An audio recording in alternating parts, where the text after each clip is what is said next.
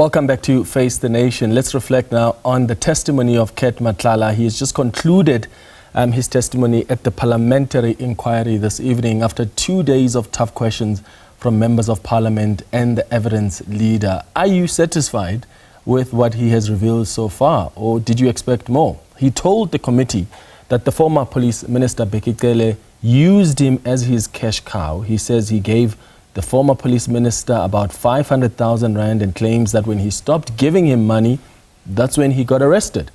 But despite previous claims that he has a personal relationship with the suspended Deputy Police Commissioner Shadrack Sibiya, he has denied that. This is despite having a relationship with Sibiya's right-hand man. He has denied that he is a member of the Big Five drug cartel as alleged by General Mkhonazi. Do you know about any drug cartel operating in Gauteng? I don't know. Do you know anything that is referred to be the Big Five? I just learned about it recently. You are not part of any drug cartel? No, I'm not. Is your friend, close friend, as you say, Mr. Jerry, part of the drug cartel? Not that I know of. Matlala further claims that his voice was manipulated at the Madlanga Commission, where one of the witnesses, a police officer, played a recording of his confession where he says he gave Sibiya 300,000 rand as a gift for his son's wedding and claimed that Sibiya loves money. I wanted to report this actually, that my phone has been manipulated, and then I even brought my phone here so that if maybe the honorable members would like to see that I was arrested on the 14th of May after the 15, 16, 17 going up there, so my phone was still operating, and then they even took screenshots of WhatsApp chats, and then those screenshots, I believe that that's where they downloaded those messages from. And then I do not know whether now I must continue entertaining something that I know for sure that it never happened. There is no way that after the 14th I could have been using my phone. It's impossible. And the phone stores the date on when the screenshot has been taken. And then from the screenshot, you can edit whatever you want to edit there. And then it's here, I have it on me. And I also have another problem which I wanted to address, but I don't know whether my attorneys have already sent you my complaint about this, my situation in CMEX regarding this manipulation of WhatsApps, and also they've also manipulated my voice in the Madlanga Commission, and then they made me say things that I did not say.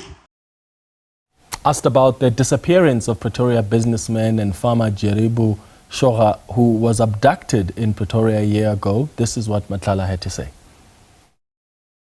Jerry's mom is watching. Talk to her. I will say, Mama, you know very well, me and your son, we are very, very, very close friends. We've done a lot of things together, traveled together, me and his wife and my wife, and there was nothing that I will do to harm your son. Actually, your son was like a young brother to me. So there are people who are getting between us, trying to convince you that I took your son so that you might think of me as this boogeyman that people paint me to be. But from the bottom of my heart, I've never and I will never, ever do anything to harm your son or your family. All right, the question we are asking you tonight is, do you think that Cat Matlala's testimony was worth it? Do you think that it has helped the committee in its quest to uncover the truth around the allegations of corruption in the criminal justice system? Send us an X on @FaceTheNation SABC. In fact, let's stay with this story. Action SA Member of Parliament Dereleen James has expressed concerns over the restrictive time limitations during the testimony of attempted murder accused and alleged criminal cartel kingpin Vusimuzi Cat Matlala, who has just concluded his appearance at the Kgoshi prison, of course, before the parliamentary inquiry. Matlala has been appearing for the second day today before the committee. Dereleen James is an alternate member of the Ad Hoc Committee and joins us now live. Thank you so much for making time for us, Ms. James. Good evening. Thank you so much for having me. It's a bit noisy here, but yeah, we'll work through it. As members of parliament sitting in this committee, you must be exhausted. It's been a hectic 2 days of asking some really tough questions and getting some responses from Cat Matlala. And I suppose my first question is the question I'm asking the viewers this evening. Was it worth it in your view? Have you gotten something as parliament that helps you in your investigation towards whether or not there is some compromises in our criminal justice system? I think if anything, and this is something that we've been raising from the beginning, I've highlighted this in our committee meetings, in order for us to take effective action, we need a forensic investigator present at all of these hearings to sort of verify the allegations, to sort of test the evidence that we are getting. In the absence of a forensic investigator, us as MPs, we basically have to go out and we have to investigate like I did today, like trying to get records from GPS, like trying to get records SAP 13 from SAPS. So that sort of undermines and compromises the outcome of these sittings. Yeah, and you've already raised concerns about just the limitations in terms of time. Of course, ordinarily, you would go on and on as members of parliament until you're satisfied that your questions are answered and are put on the record. This time around, of course, there are limitations. You are at a prison. There were issues with electricity. Do you think that somehow compromises the work of the committee? Because you are limited in terms of time. So if you want to go more and you've got more questions, you really can't get to it because your time is limited as opposed to ordinary. No, definitely, Clement, definitely compromises. I mean, this was one person that was at the center of all of these allegations. This was one person we should have allocated more time to. I mean, we had 3 days booked here in Swane. We finished in 2 days. Why we didn't go to the third day? There's so many allegations that we didn't sort of probe. Also, the SC leading the evidence and the witness statement. I just feel that so many more questions could have been posed. They could have been prompted, during his testimony. He said, you know what, as I'm moving along, things are coming to mind. I'm beginning to remember things. And that is exactly what we wanted. But I'm not sure why we were cut short. Yeah, it is what it is. Yeah. So now that he has said what he has had to say, he mentions Bekikele a lot, the former police minister. As a committee, do you see it necessary to bring Bekikele back before the committee? Is that even possible based on your terms of reference? It's definitely possible to bring all of these people back. What's the use of wasting state resources and taxpayers' money when we don't have someone that can verify all of these allegations? These testimonies need to be tested and it needs to be verified by someone that is qualified to do that.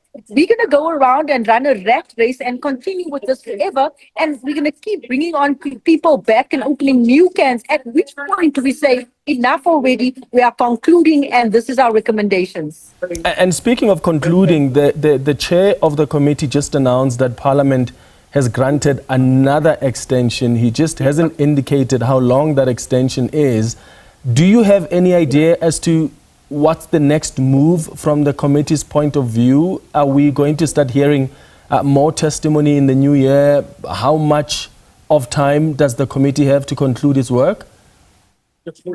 Yeah, no, I think what's really frustrating for us is actually saying is the fact that, you know what, we should be following the money. We should be tracking the weight of the evidence and of the allegations made against certain individuals, because it doesn't mean every time a name gets dropped, we need to bring this person here. I know that there's rumor. I think I heard earlier on that it will continue until February. And yes, we will be continuing taking testimony from various witnesses that we still need to call. Our very key person is also Julius Makwanazi that still needs to appear. So that's where we're at the moment. And has that been clarified now, whether Julius Mkonazi and the rest of the committee members agree that he must appear before the committee? And what about Brown Mokhotsi as well? Because there were concerns that is it worth having him given what we have seen at the Matlala Commission? Yes, it's definitely worth having him. I mean, someone that poses to be a staff member of in a minister's office. You know, we need to probe those allegations. And yes, the other night we had a meeting, and Julius Makonazi was on the list. All right, Dereleen James, thank you so much for making time for us. It's been a long day for you. Let's let you go and rest. We really appreciate you making time for us. The chairperson of the Parliamentary Committee earlier on confirming that they've been granted another extension by Parliament. How long that is, it's still unclear. And who will be next on the hot seat is also still unclear. But the star witness, if you will, the person that, well, many South Africans wanted to hear from, the committee certainly wanted to hear from, Cat Matlala, has concluded his testimony this evening after 2 days of tough questions. Stay with us here on Face the Nation. After the break, we speak to the Minister of Justice, Mmamoloko Kubayi.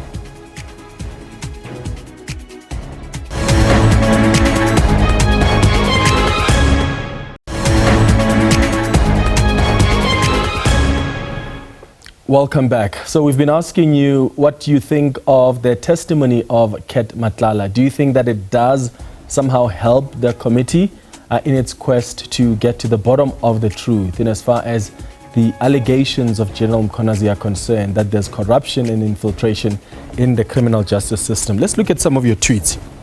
Kairos says, no, it hasn't. He seemed more concerned about ensuring that he leaves everyone confused while presenting a narrative that paints him as a victim. Was definitely battling for Team Mkhunu Sibia all the way. Rabotata says, I really did not understand Kat's testimony. Instead of helping the Ad Hoc Committee, he has brought a lot of controversies.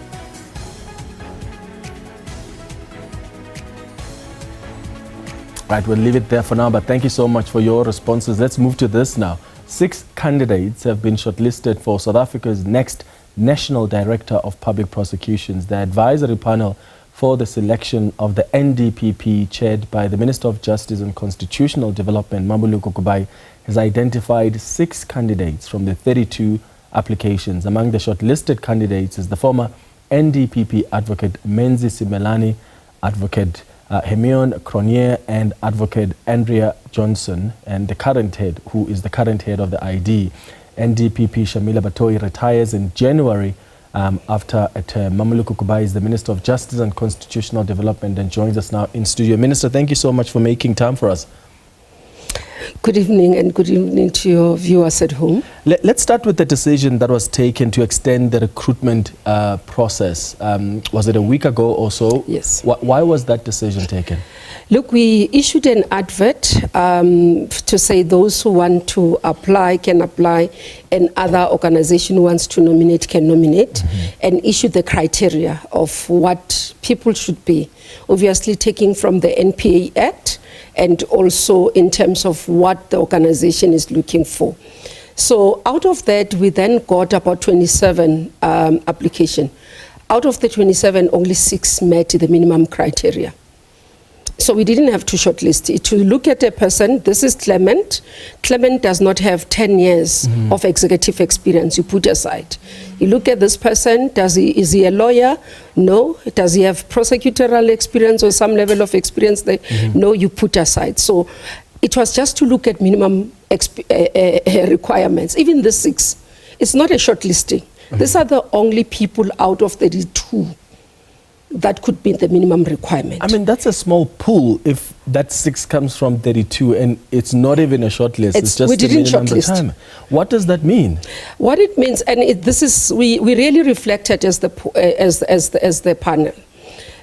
That's why even first time we thought maybe people didn't see the advert, maybe people missed it and all those things. Let's call out. And this narrative of people thinking that there's somebody that is being looked, we're just looking for NDPP for the country. And we wanted all South Africans to apply. We wrote to law bodies to say, please encourage people who in the sector, who have the experience, can come through. And the experience has been, Clement, you'd have 2 CVs coming in. After a day, they write you to say we are withdrawing. And for various reasons. Somebody will say, no, I think I made a mistake looking at what is happening with the commissions and everything, because you'd want to understand why are you withdrawing? And then and it will be good candidates who qualify. Why are you withdrawing? And the person will say, no, actually, looking at this thing is going to destroy my career. I don't think I want to come. There's various issues that would affect this, and currently, and this is what, even as a panel, we started reflecting, and we'll have to come back and go and give the report to the president. One is the salary package. Okay. It's not attractive enough for a senior advocate who is LC, who's doing very well. It's not attractive to come and be an NDPP because of the package. Number two, this is the first NDPP Batoi, as he leaves in January, who would have left without being removed. So the tenure, it's a problem. So people say it's a poison chalice because she's the only one that would have finished her term. Yeah. Even though she didn't finish her term in terms of the number of years, because she's going on retirement on the basis of age. But because the Act says either of the two as it arrives, and then the person will retire. So she's retiring. She's the first one since ever. Who has not been removed. Who's never. So all the others have never finished their term. Because it's always been a poison chalice, and you can't do much about that, but something you perhaps or the president can do something about is the issue of salary. Is there room to maneuver there to make this attractive enough so that we get the best of the best? Look, we'll have to do an amendment to the legislation, one, where we do not equate the salary to the office bearer in terms of a judge. We'll have to do that so that the package can be packaged properly. But even the other thing that we're looking at is to say, have we done a better determination in terms of how we're determining the package itself in relation to that? Because we understand a judge will have other benefits such as cars and houses and all those things which you do not provide. Can we convert that into money? So we're looking at that as well as the conversation that we are having as a panel, and that I will have with the president in terms of saying going forward, this is what is interesting. One of the interesting part, Clement, was as one candidate was withdrawing, and I was asking, because I took the liberty to say, let me understand where the problem is. And the person was saying to me, look, Minister, if we look at it, the president is doing his second term. So 2029, he's going. Yeah. If I'm still there, a new president comes and doesn't like me, he's going to remove me. Am I prepared to take that risk? I don't think so. So it's that as well. So it's quite a lot of factors. Yeah. So the clarity is that I hear a lot of people saying we shortlisted. We didn't shortlist. This is the sixth that meets the minimum requirement. Oh my goodness. This is the sixth that we have to work with as a panel. Which is a bit concerning. Are you prepared, though, to somehow maybe even extend Shamila Batohi's term just up until that you have somehow garnered enough people who can come in so that you've got a bigger pool to choose from? Legally, in terms of the law, we've been looking at what options are there for the president, and we'll definitely look at what can be done so that we are able to look at. But from what I was briefed is that we can extend, but if we can find, we can be able to appoint an acting. Okay.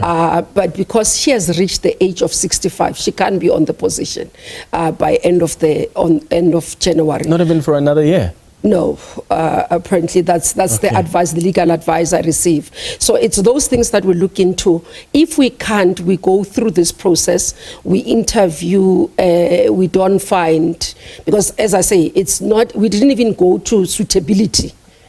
We've got to say, we had to say, we've opened, do you open again?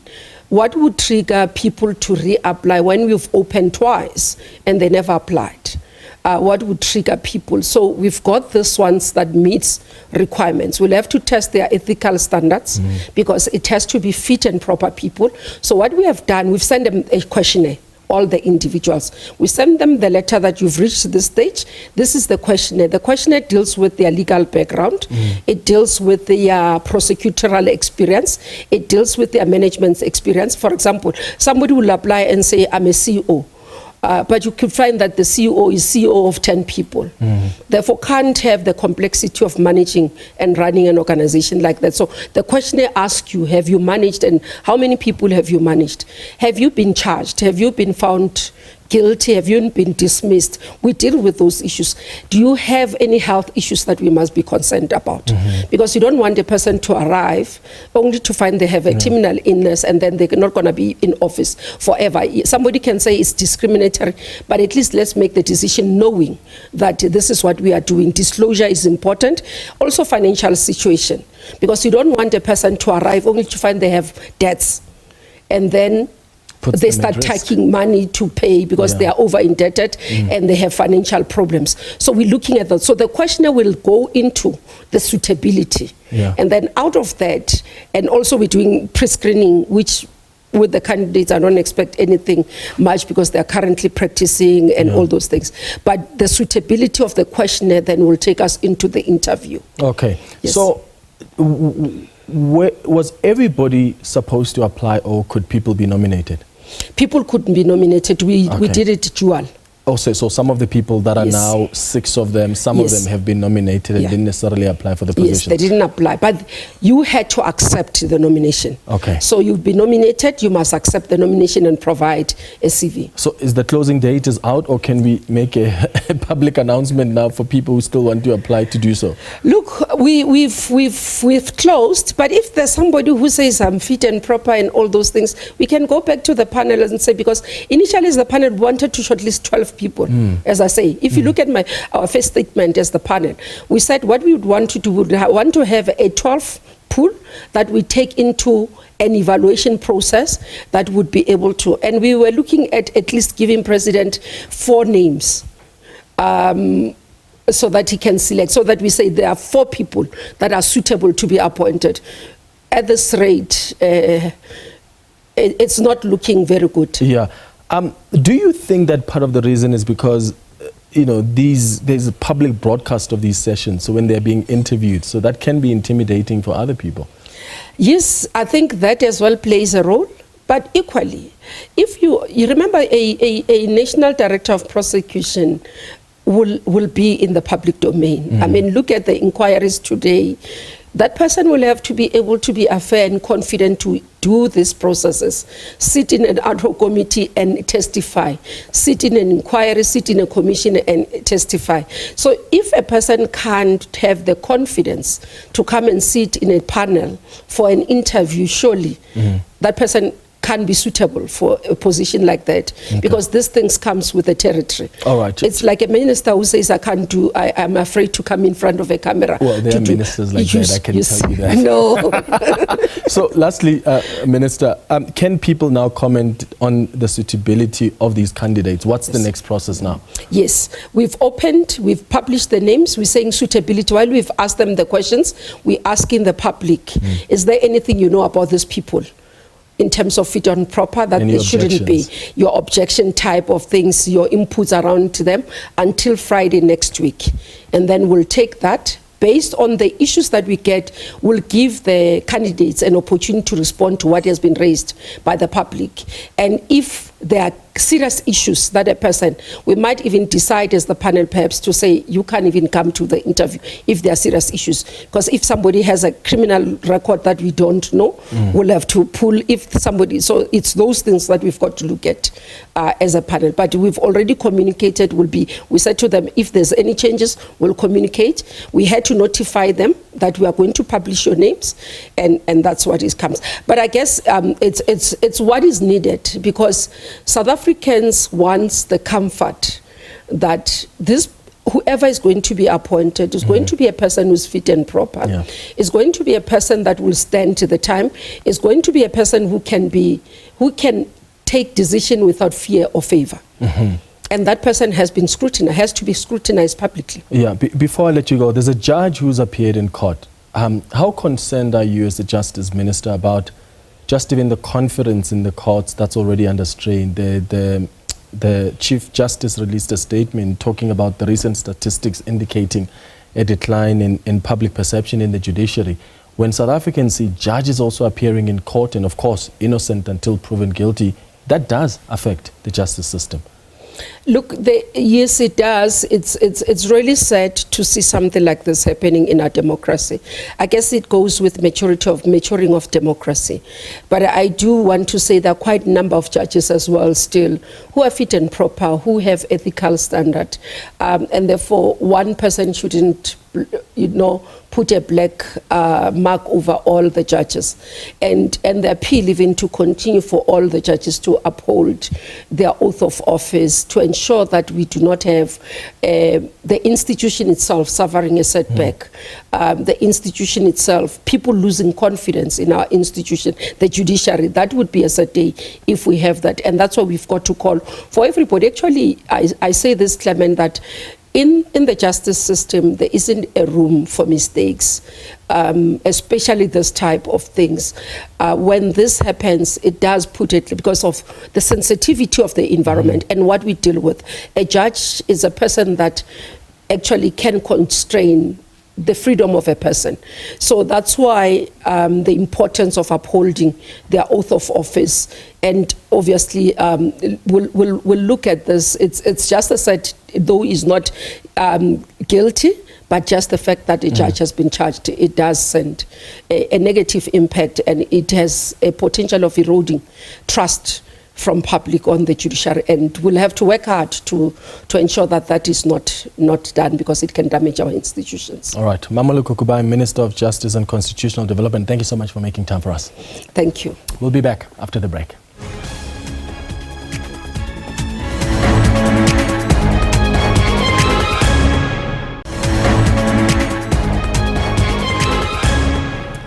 The presidency has hit back at United States President Donald Trump's intention to bar South Africa from attending the G20 Leaders Summit in Miami next year. Pretoria has described the decision as regrettable in light of the country's continuing efforts to improve diplomatic relations with the U.S. Donald Trump made the announcement in a social media post. Washington boycotted the G20 Leaders Summit in Johannesburg last week, citing human rights abuses in South Africa. Germany said on earlier today that it would seek to persuade Donald Trump to reverse his decision. To discuss this, we're joined by Dr. Azar Jammine, who is the Director and Chief Economist at Econometrics. Dr. Jammine, thank you so much for making time for us. Good evening. Good evening to you, Clement. Good evening to viewers. So the biggest question a lot of people have been asking today is what should be the approach of the G20, because America can't unilaterally take a decision to bar a country, especially even a founding member of the G20 like South Africa, from participating. But the question is, what does the G20 as a collective multilateral institution do now? It is a challenge to the continued unity of the G20 and the essence of the movement. However, I think that the United States would find itself extremely isolated if it pushed back hard against this. The most it can do is simply impose visa restrictions on South Africans entering the United States for the Miami Convention. But it is not entitled legally to expel South Africa from the G20. The G20 consists of the world's other largest economies. The United States is a minor portion of the G20 in terms of the size of its GDP and in terms of the influence that it's likely to have. I'm not saying minor, small minor, but it is a minor situation. So the G20 is perfectly entitled to berate the United States, but I think the process of the G20 will continue, notwithstanding this stance by the United States. It may serve to tilt some of the discussions slightly in the direction of the United States in the absence of South Africa and to some extent the absence of Africa, although the AU does still have a role to play, but that we have to wait to see that. But the US is not entitled to ban South Africa from the G20. And of course it becomes tricky for individual member states to go after the US or to boycott or send a junior delegation because, I mean, the US president his administration may retaliate against that country when they sit on the table face to face. They're discussing trade or other issues. But there are other regional bodies that could speak. If you speak to the European Union, for instance, or the African Union, is there something that they can do, our BRICS allies that are in the G20 as well, where they can release a statement to appeal to the United States? Well, they can do that and they can appeal to it, but knowing Donald Trump, I don't know that any such appeals would really fall through. What they can do is assist South Africa by enhancing trade relations with South Africa themselves. As it is, South Africa's trade relations with the US are very small relative to bodies like the EU and the AU and the ASEAN, etc. I think this opens a wonderful opportunity for South Africa to diversify its trade and investment relations with those other countries, with their sympathy. I think there's going to be a lot of sympathy for South Africa's stance here. Yeah. So Donald Trump, the US president, in that Truth Social post towards the end, when he was announcing that South Africa won't be invited to participate, he says that the US will stop all payments and subsidies to South Africa effective immediately. Do we understand what he means by this? Because the presidency also says it doesn't understand. Yes, US aid was there. There are ways that America has assisted South Africa, but it's not like there are subsidies that are paid to the South African government. What do you understand him to mean here, if at all? He's already taken a lot of actions to getting rid of a lot of aid to South Africa, especially the PEPFAR, etc.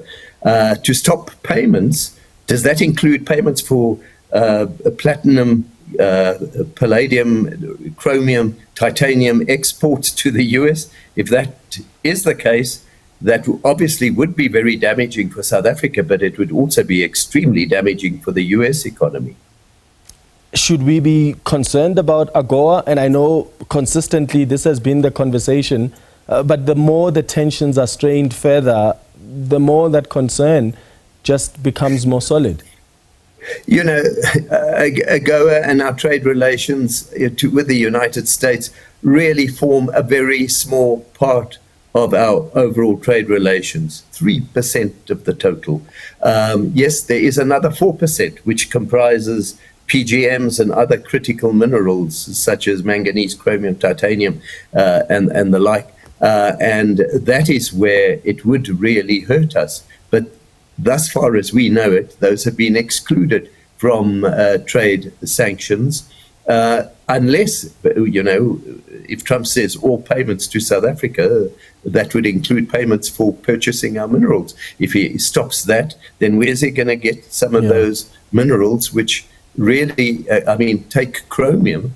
We produce 80% of the world's chromium. Where else is he going to get it? They'd have to go through a third party at probably very high cost in order to do so. In fact, I don't think we should, It reminds me of what Gwede Mantashe said, the Minister of Mineral Resources, when he said maybe we should use our minerals as leverage during these discussions with the US, understanding, of course, that the US can't find, as you say, any of what we are providing to them anywhere else in the world, in the way that we're providing them, these critical minerals. Yes, you can take that stance, but you could be cutting your nose to spite your face, because at the end of the day, if we do end up having no minerals of that kind going to the United States, that would hurt us much more seriously. Yes, sure, the motor industry is very sore, but we saw last week, we were very concerned about our citrus industry. Now suddenly Trump is scared after what the election of Mbani as mayor of New York. People are complaining about higher prices in their stores. Now oranges are costing too much, so let's get South African oranges back at a lower price. So he's really it's a very hypocritical kind of approach. But our oranges are now exempt from those tariffs. Yeah. Dr. Azza Jammine, thank you so much for making time for us. Really appreciate it. And thanks to you for watching the Thursday edition of Face the Nation. We'll be back with you on Tuesday at 8 p.m. Have a good evening. Cheers.